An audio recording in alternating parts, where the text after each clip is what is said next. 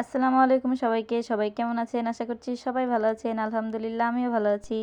আজকে আমি ইলিশ মাছ রান্না করেছি আর এভাবে ইলিশ মাছ রান্না করলে কিন্তু অনেক বেশি মজা লাগে। তো কিভাবে রান্না করেছি সেটা কিন্তু তোমাদের সাথে শেয়ার করব। অবশ্যই ভিডিওটা লাস্ট অবধি দেখবে। ঢাকাতে কিন্তু অনেক বেশি ঠান্ডা পড়েছে, যার কারণে সবকিছু করতে কিন্তু অনেকটা সময় লেগে যাচ্ছে। তো আজকে কিন্তু শুধু আমি মাছ রান্না করব না, সাথে ভর্তাও করব। তো ভর্তার জন্য আমি 2 পিস মাছ নিয়ে নিয়েছি। মাছটাকে আমি তেলের সাথে সুন্দর করে ভেজে নিচ্ছি আর সাথে দিয়ে দিচ্ছি শুকনা মরিচ। শুকনা মরিচ দিয়ে ভর্তা করলে কিন্তু অনেক বেশি মজা লাগে। তো এদিকে ভর্তার ভিডিওটা করব, তোমাদের সাথে শেয়ার করব, সেটা আর তোমাদের সাথে শেয়ার করতে পারলাম না, কারণ আমি ভিডিওটা অন করতে ভুলে গেছিলাম। যখনই ক্যামেরা অন করে অনেক কিছু তোমাদের সাথে শেয়ার করতে চাই, কিন্তু মাঝে মাঝে ভুল হয়ে যায়, যার কারণে আর সেটা দেখাতে পারিনি। তো এখানে আমি ইলিশ মাছ রান্না করার জন্য বেগুন আর আলু সুন্দর করে কেটে নিয়েছি। মশলাটা কষানো হয়ে গেছে, এখন সুন্দর করে বেগুন আলুগুলো দিয়ে একটু ভালো করে কষিয়ে নিব। হাতে মাখিয়ে চচ্চড়ি করার ভিডিও তো অনেকগুলো শেয়ার করেছি, তাই আজকে একটু অন্যরকম করে চচ্চড়ি করছি, সেই ভিডিওটা তোমাদের সাথে দেখাচ্ছি। দেখো, এভাবে চচ্চড়ি করলে কিন্তু খেতে অনেক বেশি মজা লাগে। মশলার সাথে বেগুন আলুগুলো ভালোভাবে কষিয়ে নিচ্ছি। এভাবে একটু বেগুন আলুটা যখন একটু কষানো হয়ে যাবে, তারপরে কিন্তু আমি মাছগুলো দিয়ে দিব। আর এভাবে কিন্তু সব সময় কিন্তু অনেক তাড়াতাড়ি হয়ে যায়।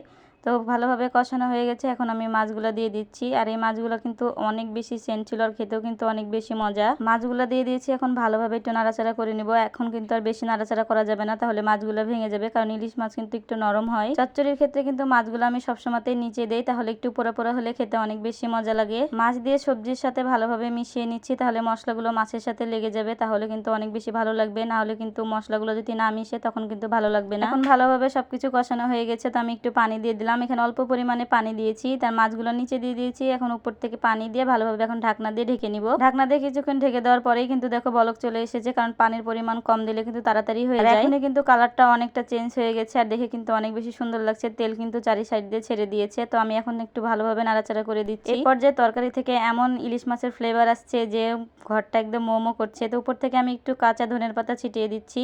তবে আমার কাছে ফ্রেশ ধনের পাতা নাই, যার কারণে আমি ফ্রোজেন ধনের পাতা ইউজ করছি। আর ধনের পাতা দিলে কিন্তু সবকিছু তরকারিতে অন্যরকম একটা স্বাদ চলে আসে। আর এই যে ভর্তা করা হয়ে গেছিলো, সেই ভিডিওটা তোমাদের সাথে শেয়ার করতে পারিনি, কারণ ক্যামেরাটা অন করতে ভুলে গেছিলাম। ভর্তাটা কিন্তু খেতে অনেক বেশি মজা হয়েছিল। আর এভাবে কিন্তু ভর্তা খেতে শীতের সময় অনেক বেশি ভালো লাগে। আমার তো তরকারির থেকে ভর্তা খেতে অনেক বেশি ভালো লাগে। কালকে অনেক কিছু রান্না করা হয়েছিল, সেখানকার তরকারিও কিন্তু বেঁচে গেছে। এই যে মাছ টাছ সবকিছু আমি একটু গরম করে নিচ্ছি।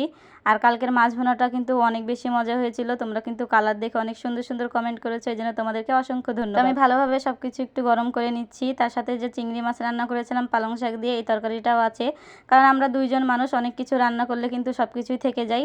তারপরে তোমরা অনেকে কমেন্ট করো, আপু এত কম রান্না করো কেন? তাই আজকে তোমাদেরকে দেখিয়ে দিলাম। দেখো, বেশি রান্না করলে কিন্তু সবকিছুর অপচয় হয়, আর অপচয় করা কিন্তু একদমই ঠিক নয়। এদিকে কিন্তু আমার চচ্চড়িটাও হয়ে গেছে। তো দেখো, এখন হালকা হালকা একটু পানি আছে, এই পানিটাও আমি ভালোভাবে শুকিয়ে নিব। ওপর দিয়ে যখন তেল ছেটা শুরু হয়ে যাবে, তখনই কিন্তু আমার চচ্চড়িটা হয়ে যাবে। তো আমি একটু চারিপাশ ঘুরিয়ে ঘুরিয়ে পোড়া পোড়া করে নিচ্ছি, তাহলে কিন্তু খেতে অনেক বেশি মজা লাগে।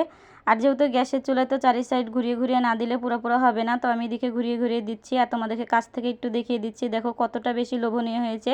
আর খেতে কিন্তু অনেক বেশি মজা হয়েছিল। তো তোমরা কি এভাবে কেউ চচ্চড়ি করে খাও? যদি না খাও তাহলে অবশ্যই কিন্তু এভাবে চচ্চড়ি করে খাবে, দেখবে অনেক বেশি মজা লাগবে।